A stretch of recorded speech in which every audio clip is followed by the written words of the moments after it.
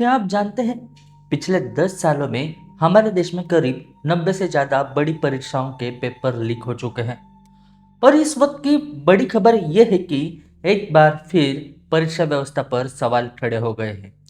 कई भर्ती के परीक्षा रद्द हो रही है, तो कई एंट्रेंस एग्जाम पर विवाद है, तो कई छात्रों का प्रदर्शन हो रहा है।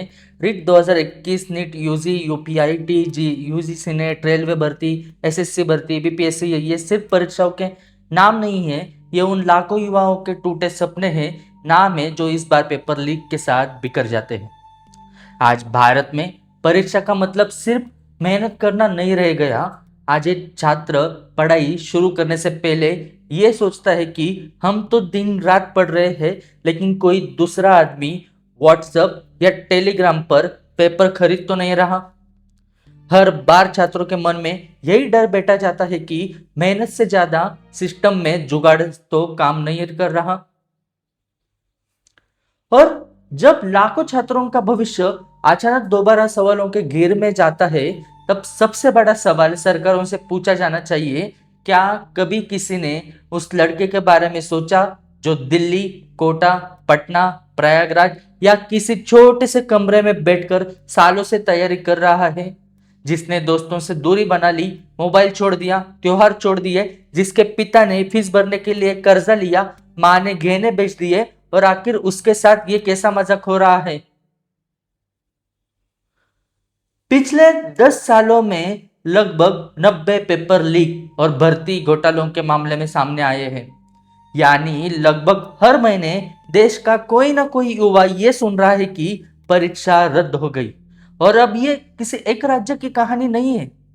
राजस्थान, बिहार, उत्तर प्रदेश, गुजरात, झारखंड, मध्य प्रदेश, हरियाणा, महाराष्ट्र, शायद ही कोई ऐसा बड़ा राज्य बचा हो जहां छात्रों के भरोसे को चोट ना पहुंची हो। सबसे डरावनी बात यह है कि अब पेपर लीक की खबरों को लोगों को चौंकाती भी नहीं है। ऐसा लगने लगा है कि यह सिस्टम का हिस्सा बन चुका है। छात्र परीक्षा देखकर लौटते हैं, और लेकिन उनके मन में डर रहता है कि रिजल्ट आएगा या परीक्षा फिर रद्द हो जाएगी। इसलिए आज जरूरत है कि इस पूरे खेल को समझने की। आखिर पेपर लीक होता कैसे है, कौन लोग हैं इसके पीछे होते हैं, और कैसे कोचिंग सेंटर, सॉल्वर गैंग और सिस्टम के अंदर बैठे कुछ लोग मिलकर करोड़ों रुपए का खेल खेल लेते हैं। और सबसे बड़ा सवाल कि क्या देश के भविष्य को अंदर से खोखला किया जा रहा है। सबसे पहले समझना जरूरी है कि भारत में पेपर लीक इतने ज्यादा क्यों हो रहे हैं। वजह सिर्फ भ्रष्ट लोग नहीं है, असली वजह तो दबाव जिसमें करोड़ों युवा फंसे हुए हैं।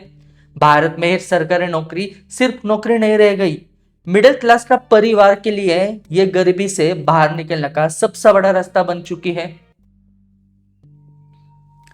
2014 से लेकर 2022 के बीच केंद्र सरकार की नौकरियों के लिए 22 करोड़ से ज्यादा आवेदन आए थे, लेकिन नौकरी मिली तो सिर्फ करीब 7 लाख लोगों को।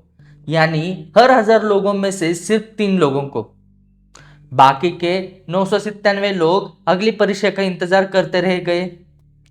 अब सोचिए, जहां उम्मीद इतनी बड़ी हो, कंपटीशन इतना खतरनाक हो, वहां भ्रष्टाचार का बाजार कितना बड़ा होगा। इसी वजह से एक पूरा नेटवर्क तैयार हो गया। कोई सिस्टम के अंदर बैठकर पेपर बाहर निकल रहा है, तो कोई प्रिंटिंग प्रेस से फोटो खींच रहा है, कोई कोचिंग सेंटर के जरिए सवाल बेच रहा है, क्योंकि उन्हें पता है कि लाखों लोगों को इस पेपर के लिए कुछ भी देने के लिए तैयार हो जाएंगे। आज पेपर लीक कोई छोटा अपराध नहीं है, ये करोड़ों रुपए का एक बिजनेस बन चुका है। कई मामलों में उम्मीदवार लाखों रुपए लेकर देकर पेपर खरीदते गए। और सबसे ज्यादा नुकसान तो उस ईमानदार छात्र का होता है जो सिर्फ मेहनत पर भरोसा करता है, जिसके पास ना पैसा है, ना पहुंच, ना शॉर्टकट। अब सवाल यह है कि पेपर लीक आखिर होता कैसे है, क्योंकि हर बार लोग यही सोचते रहते हैं कि इतनी सुरक्षा के बावजूद पेपर बाहर कैसे आ जाता है। असल में यह काम किसी एक आदमी का नहीं होता, इसके पीछे पूरा की पूरा एक गिरोह काम करता है। किसी भी बड़ी परीक्षा का पेपर महीनों पहले तैयार होना शुरू हो जाता है। एक्सपर्ट सवाल बनाते हैं, फिर पेपर प्रिंटिंग प्रेस तक जाता है, वहां से बैंक लॉकर या स्ट्रांग रूम में रखा जाता है और एग्जाम वाले दिन परीक्षा केंद्र तक पहुंचाया जाता है। ऊपर से ये सिस्टम बहुत मजबूत दिखाई देती है, लेकिन असली खेल वही शुरू होता है जहां सबसे ज्यादा भरोसा किया जाता है। कई बार प्रिंटिंग प्रेस से फोटो खींच ली जाती है, कई रास्ते में पेपर बाहर निकाल दिया जाता है, कई स्ट्रांग रूम में से जानकारी बाहर पहुंचती है और कई मामलों में परीक्षा शुरू होने से पहले कुछ मिनट पहले जवाब वायरल हो जाते हैं। ऑनलाइन परीक्षा के आने के लिए बाद में लोगों को कहा जाता है कि अब धांधली खत्म हो जाएगी, लेकिन सिस्टम और चालाक हो गया है। वही कंप्यूटर रिमोट से कंट्रोल किए गए, कई ब्लूटूथ डिवाइस का इस्तेमाल हुआ, कई डमी कैंडिडेट बैठाए गए, कई बायोमेट्रिक सिस्टम तक को धोखा दे दिया गया। धीरे धीरे ये पूरा खेल करोड़ों के धंधे में बदल गया है। कोई पेपर बाहर निकलता है, कोई सॉल्वर बैठाता है, तो कोई छात्रों तक जवाब पहुंचाता है, तो कोई पैसे की डील करवाता है। और इस पूरे खेल में कोचिंग सेंटर, दलाल, सॉल्वर गैंग और सिस्टम के अंदर बैठे लोग शामिल हो जाते हैं। कोचिंग इंडस्ट्री का नाम भी बार बार सामने आता है। हालांकि हर कोचिंग सेंटर की गलत नहीं होता, लेकिन कई मामलों में जांच एजेंसियों को कोचिंग मालिकों और सॉल्वर गैंग के बीच एक गहरी साठगांठ मिली है, क्योंकि आज कोचिंग सिर्फ पढ़ाई नहीं बल्कि हजारों करोड़ों का बिजनेस बन चुका है। जितने ज्यादा सिलेक्शन उतने ज्यादा एडमिशन, और उतने ही ज्यादा एडमिशन उतना ज्यादा पैसा। इसी वजह से कुछ लोग हर हाल में रिजल्ट चाहते हैं, तो चाहे तरीका गलत ही क्यों ना हो। कई मामलों में आरोप लगे कि कुछ कोचिंग सेंटरों में सिस्टम के अंदर बैठे लोगों से मिलकर पहले ही पेपर हासिल कर लिए। कई वीआईपी बैच चलाए गए, तो कई चुनिंदा छात्रों तक जवाब पहुंचाए गए और कई सॉल्वर गैंग के जरिए परीक्षा दिलवाई गई। सॉल्वर गैंग का काम ही सही ये होता है कि पैसों के बदले किसी और की जगह परीक्षा देना, नकली उम्मीदवार बैठाना, फर्जी दस्तावेज बनाना, फोटो एडिट करके पहचान बदलना, और सबसे दुखद बात यह है कि कई बार पढ़े लिखे लोग डॉक्टर, इंजीनियर तक रैकेट का हिस्सा बन जाते हैं। अगर आपको लगता है कि यह सिर्फ किसी एक राज्य की समस्या है, तो यह ऐसा बिल्कुल नहीं है। राजस्थान में रीट 2021, पुलिस भर्ती, पटवारी भर्ती जैसे मामलों में लाखों युवाओं का भरोसा तोड़ा। बिहार में बीपीएससी और दूसरी भर्ती परीक्षाओं के सवाल उठे। यूपी में यूपीटीईटी परीक्षा रद्द करनी पड़ी। गुजरात में, हरियाणा में, झारखंड में, महाराष्ट्र में हर जगह ऐसे मामले सामने आते ही जा रहे हैं। लेकिन अगर भारत के सबसे बड़े डरावने परीक्षा घोटाले की बात करें, तो वो था व्यापम स्कैम का नाम ऊपर आ जाता है। यह सिर्फ पेपर लीक नहीं था, बल्कि पूरे सिस्टम के अंदर बैठे नेटवर्क का खुलासा था। मध्य प्रदेश में मेडिकल कॉलेज एडमिशन और सरकारी नौकरियों में सालों तक फर्जीवाड़े के आरोप लगे। पैसे लेकर सीट दिलवाई गई, डमी कैंडिडेट बिठाए गए और रोल नंबर बदले गए, मेरिट तक बदलने के आरोप लगे। लेकिन व्यापम को सबसे खतरनाक सिर्फ उसका भ्रष्टाचार नहीं बनाता है, बल्कि उससे जुड़ी रहस्यमय मौतें बनाती है। कई गवाहों और कई संदिग्ध लोगों की अचानक मौतों ने पूरे देश को हिला दिया था। लोगों ने सवाल पूछना शुरू कर दिया था कि क्या सिस्टम के अंदर कोई बहुत बड़ा खेल चल रहा है। सबसे ज्यादा नुकसान हमेशा उस छात्र का होता है, उस स्टूडेंट का होता है जो ईमानदारी से मेहनत कर रहा होता है।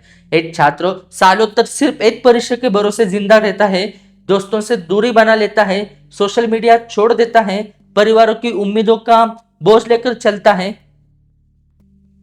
लेकिन जब वही परीक्षा रद्द होती है, तो सिर्फ एग्जाम नहीं टूटता, उस छात्र का आत्मविश्वास भी टूट जाता है। फिर से फीस भरनी पड़ती है, फिर से तैयारी करनी पड़ती है।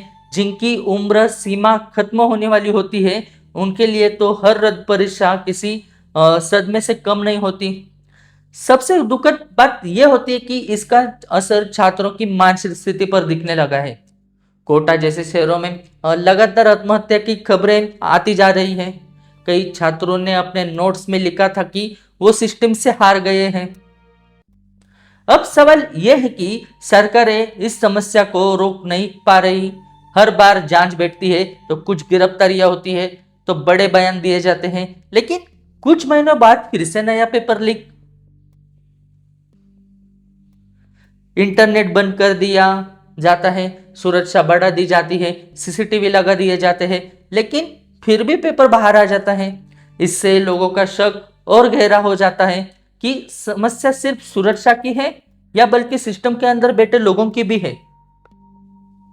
सबसे बड़ी दिक्कत जवाबदेही की है। लाखों छात्रों का भविष्य खराब होता है, लेकिन बहुत कम बार ऐसा देखने को मिलता है कि किसी बड़े जिम्मेदार अधिकारी पर कड़ी कार्रवाई हुई हो। धीरे धीरे छात्रों के मन में यह भावना बैठने लगती है कि सिस्टम उनसे सिर्फ धैर्य मांगता है, लेकिन खुद अपनी गलतियों की जिम्मेदारी लेने से बचता है। अगर यह स्थिति ऐसे ही चलती रही तो इसका असर सिर्फ परीक्षाओं तक सीमित नहीं रहेगा। इसका असर पूरे देश के भविष्य पर पड़ेगा, क्योंकि जब युवा सिस्टम पर भरोसा खोने लगते हैं तब वो या तो पूरी तरह टूट जाते हैं या फिर शॉर्टकट का रास्ता अपनाने लगते हैं। और यही किसी भी देश के लिए सबसे बड़ा खतरा है, क्योंकि देश की असली ताकत उसकी ईमानदार प्रतिभा होती है। अगर मेहनत करने वाले युवाओं का भरोसा टूट गया तो आने वाले समय में ज्यादा नुकसान देश को ही होगा। इसलिए पेपर लीक सिर्फ एक अपराध नहीं है, ये पूरे भविष्य